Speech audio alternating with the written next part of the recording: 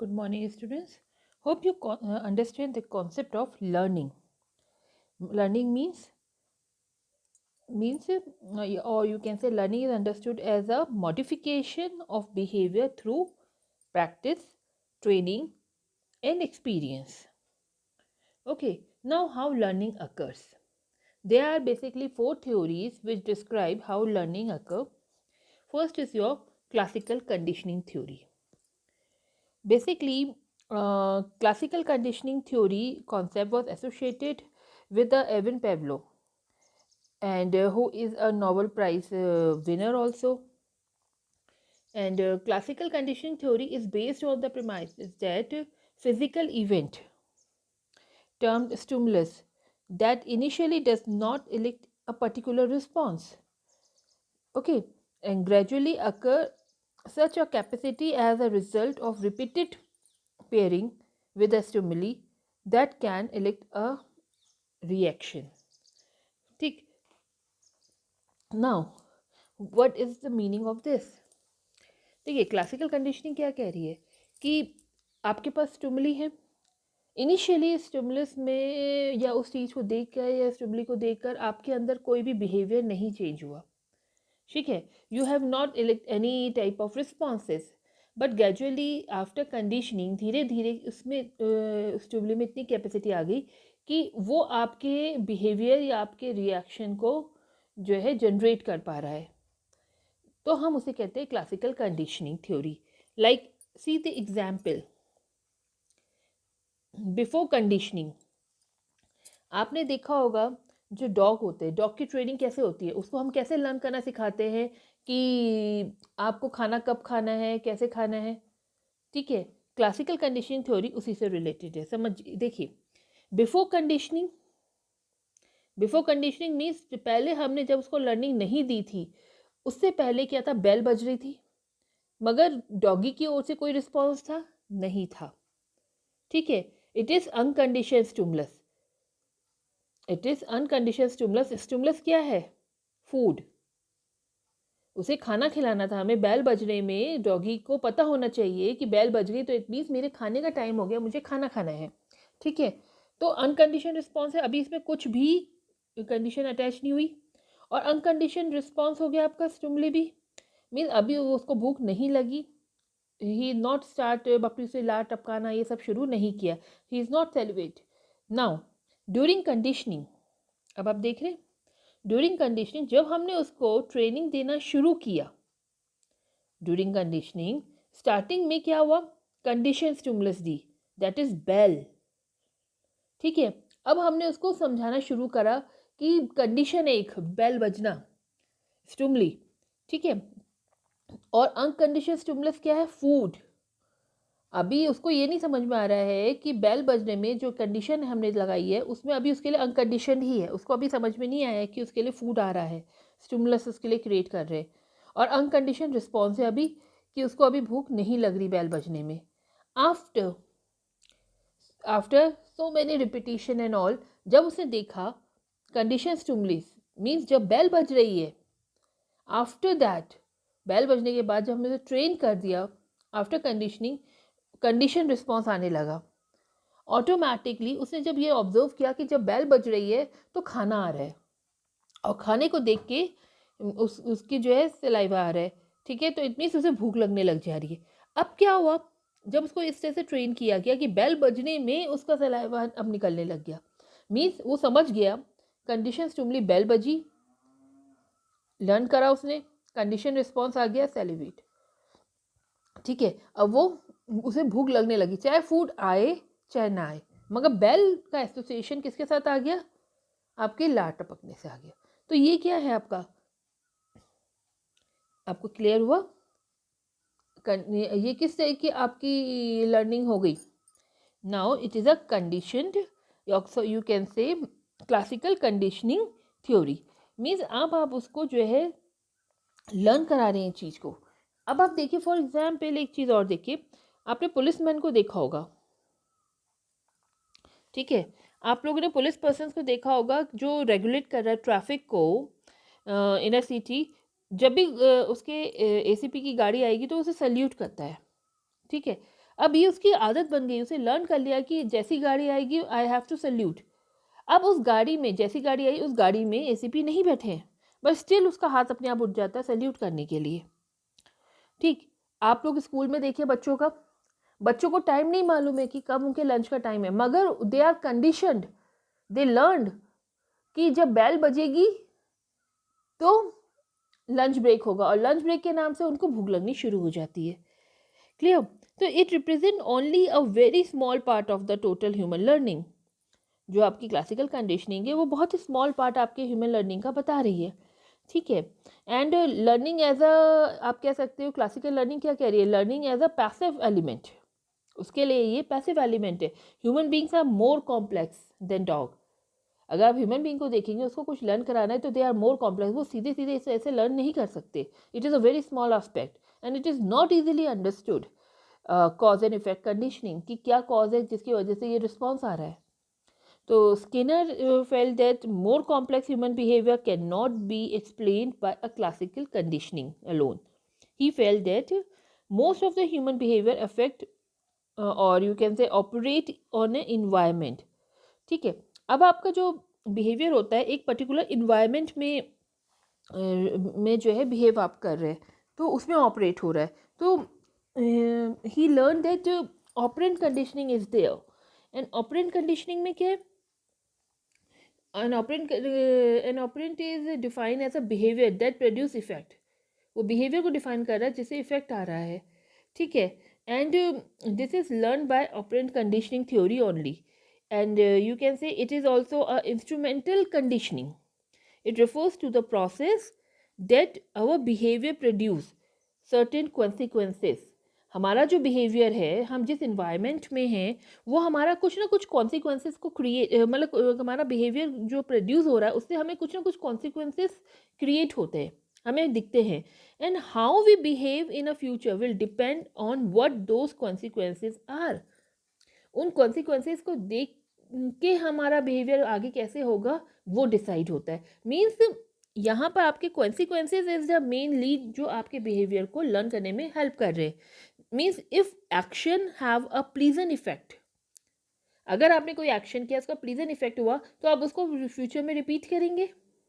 And if action has a unpleasant effect, आप उसे repeat नहीं करेंगे। आपने मीन्स आप ये कह सकते हैं कि आपका जो बिहेवियर है it emphasise on the voluntary behaviour. अब आप देखिए सबसे बेस्ट एग्जाम्पल इसके लिए, आपने बच्चों को देखा है, छोटे बच्चे होते हैं वो अपने मम्मी पापा को अट्रैक्ट करने के लिए माना कुछ एक्टिविटी कर रहे हैं। ठीक है, अगर उस एक्टिविटी को करने में उनकी तारीफ हुई, कॉन्सिक्वेंसेस क्या हुए, तारीफ करना उनकी। ठीक है, रिस्पॉन्स जो हुआ, अब उनकी तारीफ हुई तो उन्हें अच्छा लगा, फिर वो रिपीट करने लगते हैं नहीं करते, कि फिर से वो वही चीज़ रिपीट करने शुरू कर देते हैं। और अगर किसी एक्टिविटी से उनको क्या कहते हैं डांट पड़ी तो वो क्या करेंगे, वो उस चीज़ को रिपीट नहीं करते। आप देखिए गर्म पानी का आपके पास जग है, आपको आपने उसे छुआ, आपको अनप्लीजेंट आया हुआ बिहेवियर में कि आपको गर्म लगा, अब आप क्या दोबारा उसे छुएंगे, नहीं छुएंगे। ठीक है, द कॉन्सिक्वेंसेज जो होते हैं वो हमारे बिहेवियर को गाइड कर रहे हैं। कम आप ये कह सकते हो यहाँ पर हमारा पहले रिस्पॉन्स आ रहा है, देन स्टिमुली आ रही है। Means complete a difficult assignment, आपने एक एज ए स्टूडेंट आपने एक असाइनमेंट कंप्लीट किया, डिफ़िकल्ट असाइनमेंट कंप्लीट आपने करा, that is your response, and because of that you receive a praise, promotion, good marks, तो that is your stimuli. Good marks is a stimuli, आपको good marks चाहिए, और response क्या है उसके लिए, एक अच्छा काम करना, डिफ़िकल्ट असाइनमेंट करना। क्लियर हो रहा है? तो पहले रिस्पॉन्स हुआ, देन आपका यहाँ पर स्टिमुली आया, जस्ट अपोजिट। तो मीन्स यहाँ पर हमारे लिए क्या इंपॉर्टेंट है, री इन्फोर्समेंट होना ज़रूरी है। अगर आपने उसका रिएक्शन नहीं दिया, री नहीं किया, तो आपकी लर्निंग नहीं होती। री is anything that both increase the strength of the response and tend to induce the repetition of the behavior. Basically, we have a 4 type of reinforcement. Positive री में क्या होगा कि आप उसकी तारीफ कर रहे हैं, वाह बेटा बहुत अच्छा डांस किया, ये वो। ठीक है, नेगेटिव री क्या हुआ, आपने उसकी डांट लगा दी सबके सामने। कि ऐसा कैसे कर रहे हो, ऐसे नहीं करना चाहिए, बैड बिहेवियर। तो ये नेगेटिव रीइंफोर्समेंट हुआ। अब वो उसे मालूम है कि मैं ऐसा ऐसा करूँगा तो मुझे डांट पिटेगी, तो वो अब दोबारा करेगा काम नहीं। ठीक है। कभी कभी नो रीइंफोर्समेंट भी होता है, एक्सटिंक्शन एक्शन। तो मीन्स इसमें क्या हुआ आपका कि आपने इग्नोर कर दिया, कोई रिएक्शन बच्चे ने किया, आपने इग्नोर कर दिया। ठीक है, ना आपने उसे डांटा, ना आपने उसको प्रेस किया, ना आपने उसे punishment the, but you just have ignore that thing. तो उसको खुद ही समझ में आ गया कि ये मेरा नोटिस नहीं कर रहे, तो मुझे ये रिपीट नहीं करना है। And sometime the punishment will work. आपने देखा बच्चे ने ग्लास तोड़ा, आपने उसको पनिशमेंट करा कि जाके कान पकड़ के खड़े हो जाओ। ठीक है, अब आपने जब उसे पनिशमेंट दे दिया तो that is also work as a reinforcement. जहाँ पनिशमेंट मिला, क्या वो दोबारा काम करेगा? नहीं करेगा। ठीक है, तो आपको ये देखना है कि रेनफोर्समेंट किस तरीके से हो रहा है। एंड हर रेनफोर्समेंट का अपना अलग अलग इम्पैक्ट है, और उस इम्पैक्ट के बेसिस में वी विल डिसाइड कि हमें किसी को अगर लर्निंग करानी किसी चीज़ की तो कैसे कराएं। ठीक है, आप ये देखिए, operant behaviour and consequences. Worker के लिए क्या है? इंडिविजुअल वर्क कर रहा है, रिस्पॉन्स है वर्क करना, और उसको जो स्टिमुली क्या है? पे। लाइब्रेरी में जो है एंट्रीज कर रहे हैं क्योंकि आपको बुक फाइंड आउट करनी है। ठीक है ना, एंटर कर रहे हो आप लाइब्रेरी में, sorry. You increase the productivity क्योंकि आपको जो है बेनिफिट मिलेगा, अच्छी मेरिट पे मिलेगी। तो means these are the responses. Okay, these are the responses. Because of this response हमें ये स्टिमुली मिल रही है। क्लियर? और कंडीशनिंग थ्योरी क्या कहती? पहले स्टिमुली होती, देन रिस्पॉन्स होता। Clear? Now what is the difference between the classical and operant theory? Basically, classical conditioning theory, a change in a stimuli create or elect a particular response. Means ये क्या है? Reactive action है। ठीक है, आप स्टिमुलीज change करेंगे तब आपको एक पर्टिकुलर रिस्पॉन्स मिलेगा। ठीक, आपने पहले वेजेस को चेंज करा, इंक्रीज किया, अब आपको रिस्पॉन्स मिल रहा है कि एम्प्लॉय हमारा अच्छा काम कर रहा है। ठीक है, it's a reactive. And operant conditioning में क्या? It's a proactive. Stimuli serve as a cue. Stimuli serve as a cue for a person to emit a response. उसको अभी मालूम नहीं है क्या होगा, उसे क्यू का काम कर रहा है स्टिमुली उसके लिए। ठीक है, कि हो सकता है कि मैं अच्छा काम करूंगा तो मुझे ये मिले। तो आप प्रोएक्टिव है, आप पहले से ही अच्छा काम करके दे रहे हैं, आपने पहले से ही अच्छा असाइनमेंट बनाया क्योंकि आपको लगा कि अगर मैं असाइनमेंट अच्छा बनाऊंगा तो ये मैडम मुझे अच्छे नंबर देंगी। क्लियर? तो वो है ऑपरेंट। क्लासिकल में क्या है? Response are fixed to stimuli. Responses are fixed, no choice is there. Wage बढ़नी है तो तब आप अच्छा काम कर रहे हो, तो यहाँ कोई आपकी चॉइस तो है नहीं। ठीक है, तो responses are fixed. But in case of operant condition response are variable. जो रिस्पॉन्सेज होंगे वो वेरिएबल होंगे, both in type and degree. ये आपकी चॉइस है क्योंकि रिस्पॉन्स विल पहले हो रहा है और उससे हमारा स्टिमुली आ रहा है। क्लियर? देन अब देखेंगे classical conditioning, the strength and the frequency of classical conditioning behaviour. And you can say जो उसकी स्ट्रेंथ है और फ्रिक्वेंसी जो है of classical conditioning behaviour, and it determine mainly by the frequency of eliciting stimulis. आपकी जो classical conditioning में आप कितना फ्रिक्वेंटली स्टिमुली को क्रिएट कर रहे हैं, उससे आपकी लर्निंग हो रही है, उससे उसकी स्ट्रेंथ और फ्रिक्वेंसी बढ़ रही है, क्लासिकल कंडीशनिंग थ्योरी कह रही है। But in operant conditioning, the strength and frequency of operant conditioning behaviour are determined mainly by the consequences. आपके जो कॉन्सिक्वेंसेज हैं, आपने उसको तारीफ करी, आपने उसको डांटा, या आपने उसको नेगेटिव वे में लिया, या आपने कोई रिएक्शन नहीं दिया, वो कॉन्सिक्वेंसेज जो हैं वो डिटरमाइन करते हैं आपकी strength of frequency of operating conditioning की, मीन्स लर्निंग की। और यहाँ पर क्या है, आपके कितना आप फ्रिक्वेंटली उसको रिपीट कर रहे हो स्टिमुली को, उससे आपकी लर्निंग बढ़ रही है। मीन्स मैंने कितने बार बेल बजा बजा के डॉगी को बताया है कि आपको बेल बजेगी तो खाना मिलेगा, वो है क्लासिकल कंडीशनिंग, फ्रीक्वेंसी है। ऑपरेंट कंडीशनिंग में क्या है? कॉन्सिक्वेंसेस। पहले आपने काम किया अच्छा, फिर आपको जो है रिवॉर्ड मिल रहा है। Clear? Now the next theory is a cognitive theory of learning. Cognitive theory of learning is a contemporary perspective about learning. It gives a contemporary prospects about the learning that it is a cognitive process. ठीक है, cognitive theory जो है it refers to a individual thought, knowledge, interpretation, understanding, you can say the view about oneself or him or her environment. Means हम लोगों के जो thought, हमारा interpretation, हमारा जो नॉलेज, हमारा जो वैल्यू सिस्टम है, वो जो हमें सिखाता है, हमारे व्यूज़ बना रहा है हमारे अपने लिए और दूसरों के लिए उस इन्वायरमेंट में, वो उससे हम लर्न करते हैं. ठीक है. Cognitive theory is a learning assume that the organism learn and the meaning of various object and event exhibit responses depend on the meaning assign to stimuli. जो आपने असाइन किया है स्टिमुली को मीनिंग, उसके बेसिस में आप learn कर रहे हो. ठीक है. अब देखिए कॉग्निटिव लर्निंग थ्योरी किस तरह से वर्क कर रही है. प्रायर लर्निंग, लर्निंग से पहले आप जो थे, फिर बिहेवियरल चॉइस, आपकी बिहेवियर में चॉइस आई, आपकी अपनी कॉग्निटिव थिंकिंग जो थी उसके बेसिस में आपने डिसाइड किया कि ये काम कैसे होगा. ठीक है. प्रायर लर्निंग में सब्जी आपने बनाना सीखा, माना सपोज आपको नहीं आती थी, आपको सब्जी बनानी सीखनी थी. बिहेवियर चॉइस, आपने कहा कि ये वाली सब्जी जो है ऐसे बना करती थी और वाली सब्जी ऐसे बना करती थी, तो इसका मतलब इस सब्जी में भी यही इंग्रेडिएंट डालेंगे. आपकी बिहेवियर चॉइस, आपकी कॉग्निटिव स्किल, आपकी पुरानी जो लर्निंग आपकी थी वो आपकी काम आई. Then you receive the consequences, आपने बिहेवियर में लेके आया, रिसीव कॉन्सिक्वेंसेस, आपको कॉन्सिक्वेंसेस मिला, सबने तारीफ करी, सबने तारीफ करी कि यस आपने बहुत अच्छी बनाई. Then it become a feedback your prior learning. आपको समझ में आ गया कि अगर मैं ऐसे बनाऊंगी तो ये सब्जी अच्छी बनेगी. अगर आपकी तारीफ नहीं हुई तो आपको समझ में आ गया कि मैं ऐसे बनाऊंगी तो सब्जी अच्छी नहीं बनेगी. ठीक है. द बेस्ट एग्जाम्पल आप देखिए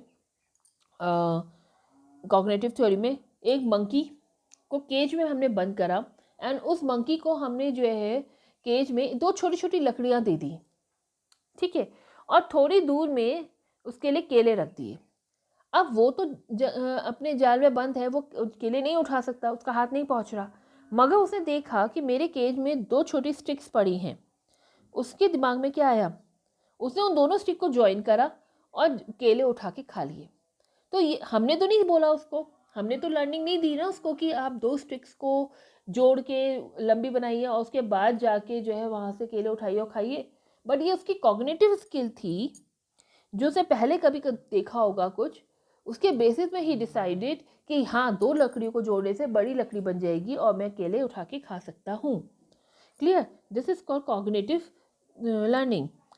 अब this learning process involve in this case is putting and organizing bit of information in a new manner. आप क्या कर रहे हो, पुरानी इंफॉर्मेशन जो है उसको ऑर्गेनाइज कर रहे हो, उसको यूज़ कर रहे हो एक न्यू मैनर में, परसीव इनसाइड द माइंड, जो आपने अपने माइंड के अंदर परसीव किया उसके बेसिस में, और फिर आप जो है उस एक्ट को कर रहे हो. तो that is your cognitive thinking of learning.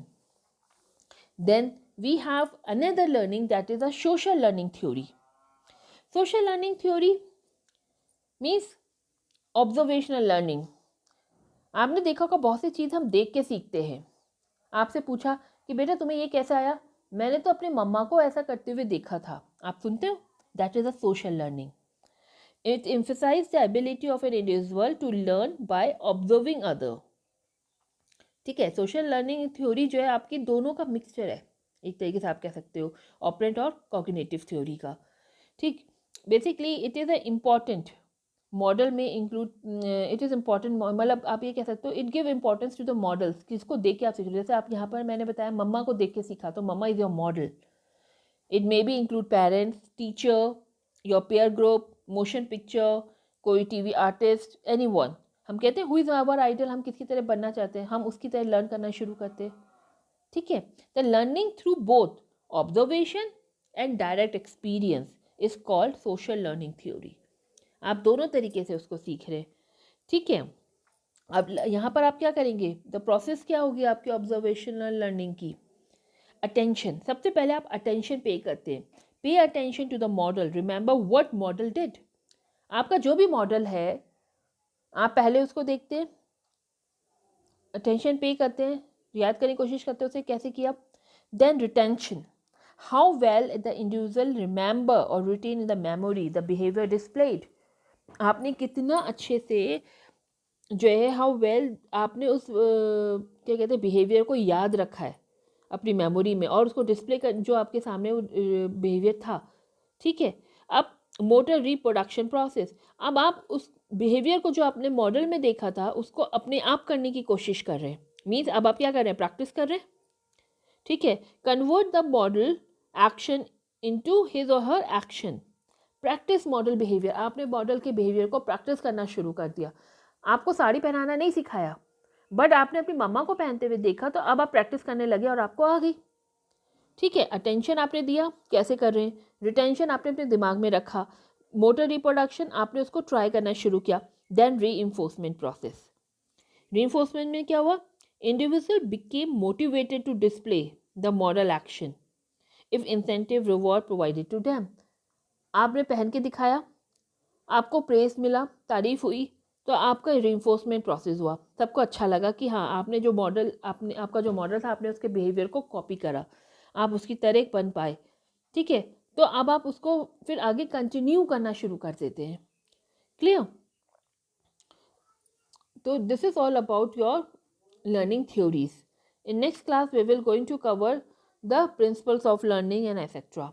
Thank you students. अगर आपको नहीं समझ में आया तो आप कॉल कर लीजिएगा।